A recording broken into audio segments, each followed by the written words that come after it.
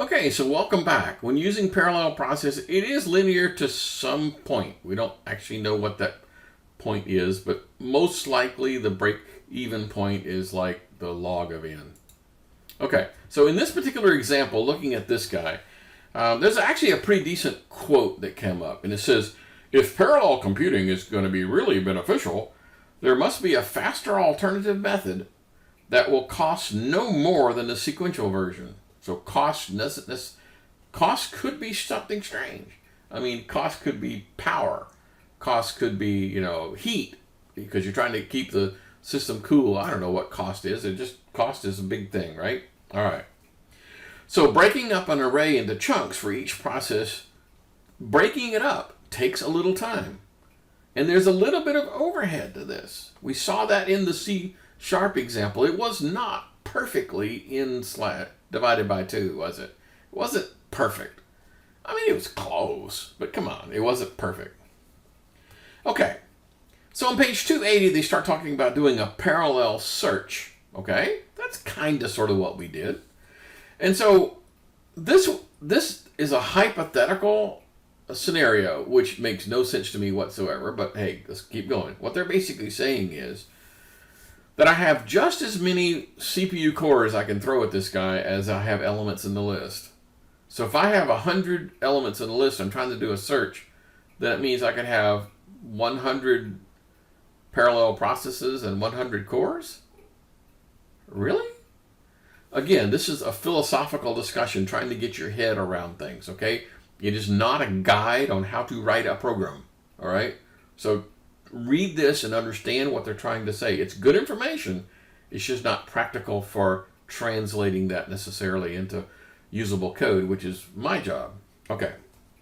So obviously there'll be some number less than that. I mean, there's no way that we're going to have, dedicate 100 cores to a single, search algorithm. So here's the algorithm on page 280, and basically it's kind of sort of the same as that, where I have some sort of a parallel start, and I go to some end, and I read from that memory location, and read that from this, and then if it's equal to that, well, then I write it to there, and then we just go through, right? And so I read from the location, so each one of the cores, each one of the parallel processes could say, well, I've got this one. Nope, I don't got it. Nope, but I've got it. And you just boop, boop, boop, boop, boop, boop, right on down the list, hunting for something, okay? So if I had 2 CPUs, it makes it a lot easier to figure this one out. CPU starts at the beginning, and then the other one starts at the other end, and they stop. And again, I go from a big O notation of O sub n to an O sub n divided by 2, right? Kind of makes sense, okay? Makes a lot more sense when you think about this parallel thing being relatively small numbers, not huge numbers. Okay. So on page 282, they start talking about a parallel sorting. Okay, that kind of makes sense because you probably know if we did a sort, I had random numbers, we broke it in half and sorted all of this completely and sorted all this completely. When it came time to merge these things together, that would be a relatively trivial thing to do, to merge the thing together. That's what the merge sort does, okay?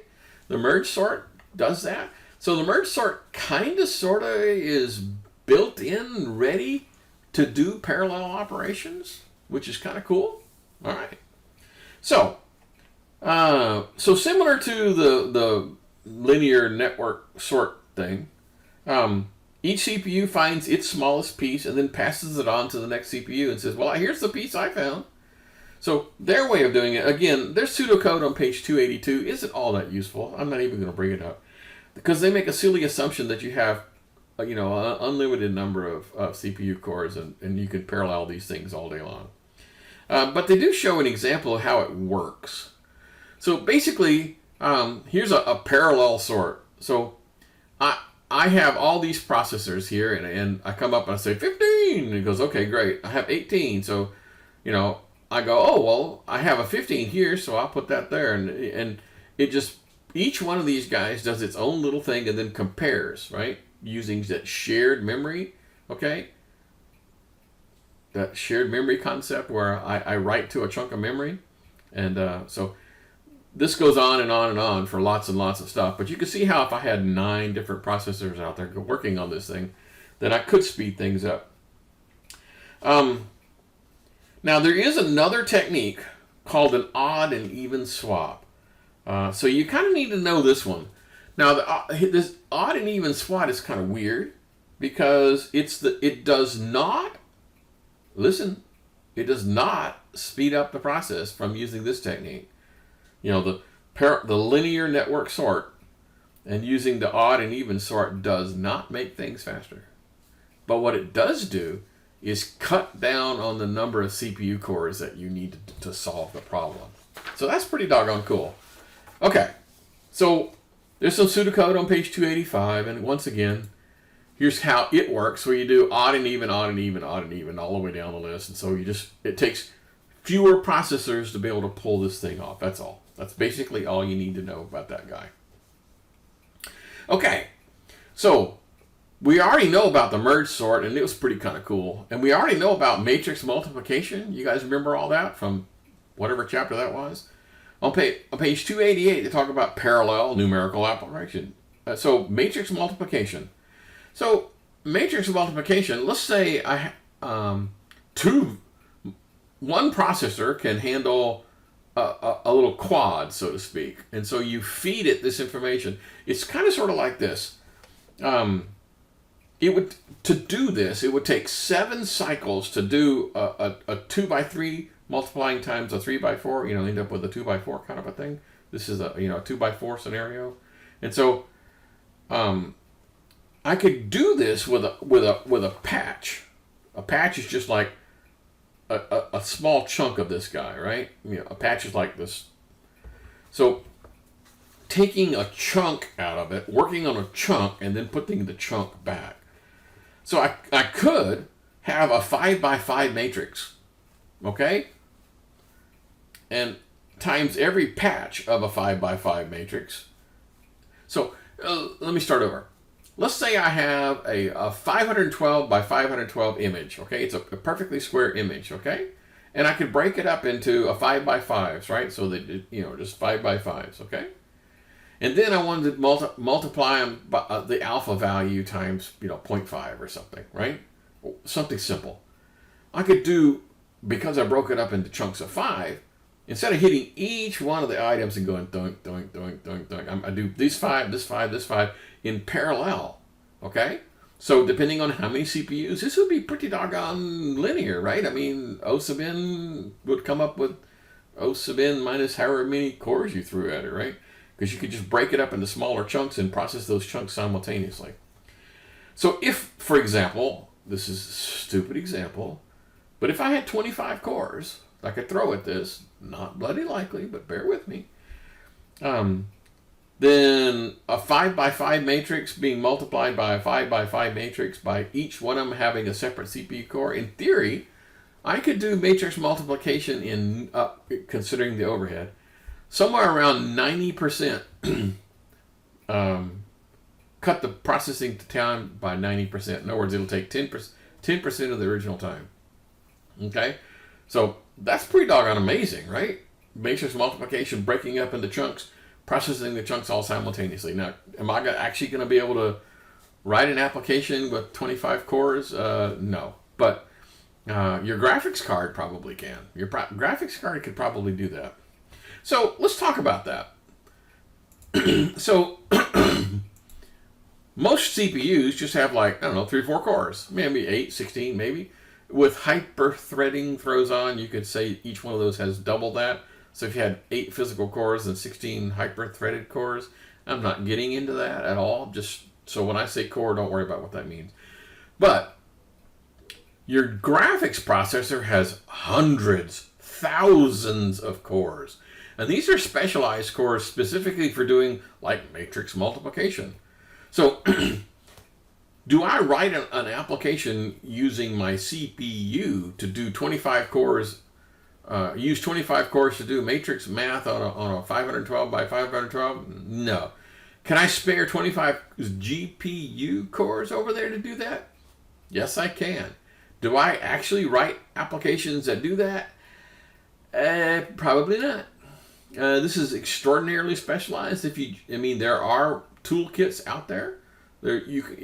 Particularly a toolkit for a particular type of graphics card. If you have an NVIDIA graphics card and they're using CUDA cores, you can get a library that you install on your machine that allows you to send tasks off to the CUDA cores and have them do stuff and come back. How prevalent is that? Not very. I mean, it does exist. You can download these things and make it work. But I'm just saying, normal everyday programming, that's just not the way it works.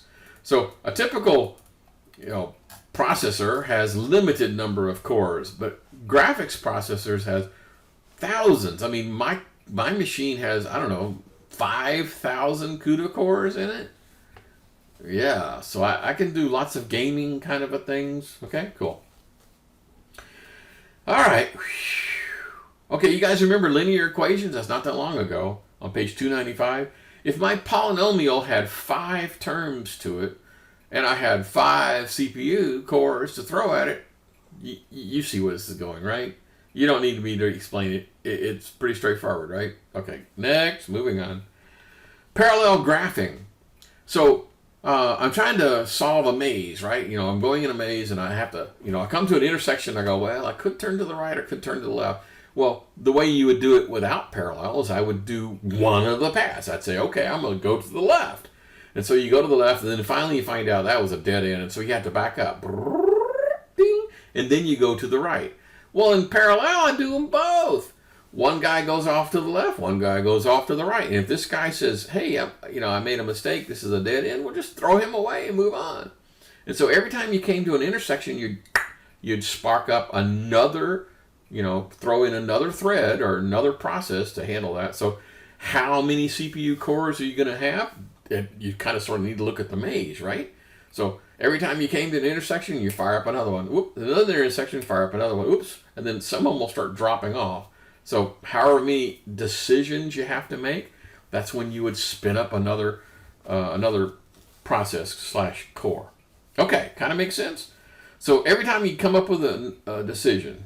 So you guys remember the minimum spanning tree? Yeah? Okay. Well, there's a CRU model of that on page 299. So, again, let's just talk about how prevalent that technique is. I mean, yes, you could actually have concurrent read, exclusive write, but it's not all that common. In the Linux world, there's actually a thing called shared memory, which makes it pretty darn. You just allocate a chunk of memory and say, this is shared memory. I want to share it out between this process and that process. It's actually pretty trivial to set up. In the Windows world, not so much. Memory map filed is a technique. There actually is a way that you can share memory, but normal user processes are not allowed to do that. And so therefore you would have to be running this thing, as an administrator to be able to accomplish those kinds of things, because the memory process isolation means one process cannot read or write to anyone else's process. That would be considered a security flaw. So having said all that, I mean, you might look at this CRU kind of a thing and say, that sounds great to me. But most likely your operating system is going to try to prevent you from doing that because of security concerns. I don't want to write a process. Let's say you have a process running that has, I don't know, your email your email, right? I have a program that runs a process and it can read your email password? Really? It can look into your process and read it? I don't think so. That sounds like really, really bad idea, doesn't it? So memory process isolation is a big thing. It's a big feature of modern security. So this CRU thing is not at all an everyday item. Okay? Just having said that. Okay, we're coming up on the 15-minute mark. You guys know how this works.